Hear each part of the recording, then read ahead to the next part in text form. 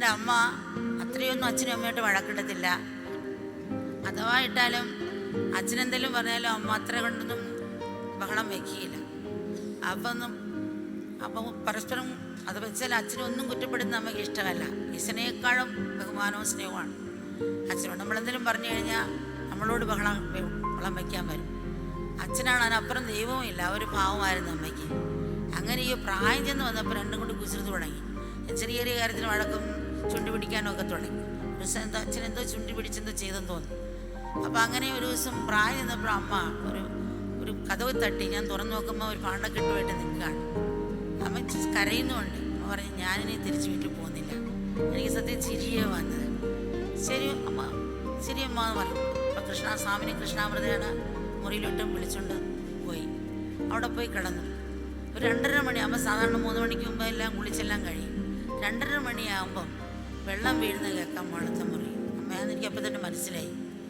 അപ്പം താഴെ ഇറങ്ങി വന്നു. എന്നിട്ടൊരു കൊച്ചു കുഞ്ഞിനെ നോക്കി പറയുന്ന പോലെ, അമ്മച്ചി, അച്ഛനെ ഉറക്കത്തിൽ എഴുന്നേറ്റാൽ ആരും ചായയിട്ട് കൊടുക്കാനില്ല, ഞാൻ പോട്ടെ അമ്മച്ചി എന്ന് ചോദിച്ചു. ഒരു പേടിച്ചൊരു കുഞ്ഞു പോലെ പറയാം. എനിക്ക് പൊട്ടിച്ചിരി വന്നു. ഇത്രയും നേരം അമ്മ കഴിച്ചു കൂട്ടി ഇവിടെ ഇരുന്ന് തന്നെ എനിക്ക് അത്ഭുതം തോന്നി. കാരണം അത്രയും ഇരിക്കില്ല അമ്മ.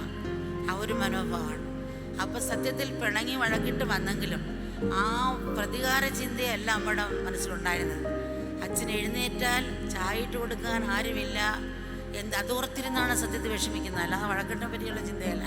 നോക്കുക, അവരുടെ ആ പ്രേമത്തിൻ്റെ ബന്ധങ്ങൾ മരിക്കുന്നവരെ ഇവർക്ക് ഓരോ ദിവസവും പുതുമയുള്ളതായിരുന്നു. ഇപ്പോൾ വെസ്റ്റേണിലൊക്കെ പോകാൻ പറയും, നിനക്കൊരു ഭർത്താവിനെ വെച്ചുകൊണ്ട് ഇത് ബോറാകുന്നില്ലേ ചോദിക്കും. നമ്മുടെ അച്ഛനമ്മമാർക്ക് എപ്പോഴും പുതുമയുള്ളതായിട്ടാണ് ഞാൻ കണ്ടിട്ടുള്ളത്. അപ്പോൾ ആ പ്രേമത്തിൻ്റെ മനോഭാവമാണ് കാരണമെന്നുള്ളതാണ്. അപ്പോൾ അത് മൂല്യമുണ്ടായിരുന്നു അവർക്ക്. എല്ലാം ക്ഷമിക്കാനും സഹിക്കാനുള്ള മൂല്യമുള്ളതുകൊണ്ടാണ് ഇതിനെ ക്ഷമിക്കാനും സഹിക്കാനുള്ള ശക്തി കിട്ടിയത്. നമുക്ക് കുഞ്ഞുങ്ങൾക്ക് ഇപ്പോഴും മൂല്യമില്ല.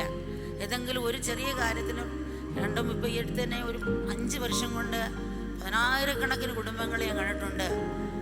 ബന്ധങ്ങൾ ഒഴിഞ്ഞിട്ട് ഓടി വരും. ഒരു കല്യാണം കഴിച്ചു, 2 മാസം നിന്നോ 3 മാസം നിന്നോ 6 മാസം നിന്നോ 1 മാസം നിന്നോ 1 വർഷം നിന്ന് ഇങ്ങനെ ഒഴിഞ്ഞു വരുന്നത്.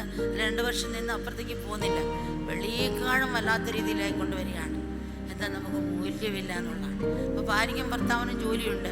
എന്നോട് ചില പെൺമക്കൾ വന്ന് പറയും, അമ്മ, ഞാൻ കല്യാണം കഴിക്കുന്നത് എന്നേക്കാളും ബുദ്ധിയുള്ള ഒരാളെയാണ് എനിക്ക് കിട്ടേണ്ടത്. അപ്പോൾ എനിക്ക് അത്ഭുതം തോന്നും. സാധാരണ എല്ലാവരും വിഡ്ഢികൾ കിട്ടണമെന്നേ പറയുള്ളൂ. ഇതെന്താ അപ്പോഴല്ലേ എൻ്റെ ചൽപ്പടിയിലിരിക്കുന്നത്. പക്ഷേ ഈ കുട്ടികൾ ചോദിക്കുന്നത് തിരിച്ചാണ്. എന്നേക്കാളും ബുദ്ധിയുള്ള ഒരാളാണ് എന്നെ കല്യാണം കഴിക്കേണ്ടത്. അപ്പോൾ എന്താണെന്ന് വെച്ചാൽ എന്നെ മനസ്സിലാക്കുന്നവനായിരിക്കണം എന്നുള്ളതാണ് പെൺകുട്ടികൾ പറയുന്നത്. അപ്പം അതുപോലെ ഇപ്പം ഇനി മനസ്സിലാക്കി നീങ്ങിയതിലെ കഷ്ടമാണ്. നമ്മൾ പഴയ തലമുറയെ വെച്ചുകൊണ്ട് മുന്നോട്ട് പോയ കഷ്ടമാണ്. അപ്പോൾ ഭാര്യയ്ക്കും ജോലിയുണ്ട്, ഭർത്താവിനും ജോലിയുണ്ട്. അപ്പോൾ രണ്ടുപേരും ഒരു ജോലി ഉണ്ടെങ്കിൽ 2 പേരും 2 അക്കൗണ്ടാണ്. അവരവർക്ക് അവരുടെ അക്കൗണ്ട് കാണും. എന്നിട്ട് ഭാര്യയ്ക്ക് പൈസ കൂടിയാലോ ഭർത്താവിന് കുറഞ്ഞാലോ അങ്ങോട്ടും ഇങ്ങോട്ട് അഡ്ജസ്റ്റ് ചെയ്യില്ല. എൻ്റെ പൈസ കൊണ്ട് നിൻ്റെ ഭർത്താവിന് കുറഞ്ഞാലോ ഭർത്താവിന് കൂടിയാലോ ഭാര്യയ്ക്ക് കുറഞ്ഞാലോ അവർ പരസ്പരം അങ്ങോട്ടും ഇങ്ങോട്ടും അഡ്ജസ്റ്റ് ചെയ്യണം. നിൻ്റെ പൈസ എടുത്ത് മേടിക്കും, നിങ്ങൾ നിങ്ങളുടെ പൈസ എടുത്തിട്ടു. കുറേ യാത്ര വന്നാലും നിങ്ങളുടെ പൈസ എടുത്ത് ടിക്കറ്റ് മേടിക്കും, എൻ്റെ പൈസ എടുത്ത് ടിക്കറ്റ് മേടിക്കാം.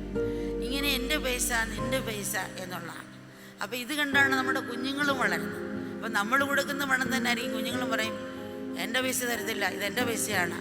അപ്പോൾ അച്ഛനെങ്ങനെ, അമ്മ എങ്ങനെ, കുട്ടി എങ്ങനെ, ഇതുപോലാണ്. ഇപ്പം 3 പേരുണ്ട്, 3 ദ്വീപിലേക്ക് തന്നെയാണ് പോയിക്കൊണ്ടിരിക്കുന്നത്. ഇപ്പോൾ 2 കുട്ടികൾ ഒരിക്കൽ ഇത് പറയുമ്പോൾ ഓർക്കുന്ന കഥ, 2 പിള്ളേരോട് വഴക്കിടുകയും ചീത്ത വിളിക്കുകയും ചെയ്യാണ്. അപ്പോൾ അടുത്തോട്ടൊരു സ്ത്രീ വന്നു, കുട്ടികളെ എന്തിനാണ് നിങ്ങളിങ്ങനെ ചീത്ത വിളിച്ച് അടിയിടുന്നത്? നിർത്ത് കുട്ടികളെ എന്തിനാ അടിയിടുന്നത്? ഇങ്ങനെ പാടില്ല കേട്ടോ, എന്തിനാ വഴക്കിടുന്നത്? ഇവനെയും വഴക്ക് പറഞ്ഞു വരും. അപ്പോൾ ഈ കുട്ടികൾ പറഞ്ഞു, ഞങ്ങൾ വഴക്കിടുകയും ചീത്ത വിളിക്കുകയും ഇടിയൊന്നുമില്ല, പിന്നെ എന്ത് ചെയ്യാണ്, ഞങ്ങൾ അച്ഛനമ്മ കളിക്കുകയാണ്. അപ്പോൾ ഈ ഒരു രീതിയാണ് നമ്മുടെ കുഞ്ഞുങ്ങളും അനുകരിക്കുന്നത്. അപ്പോൾ നമ്മൾ ഈ മൂല്യം വീട്ടിൽ നിന്നാണ് കിട്ടേണ്ടത്.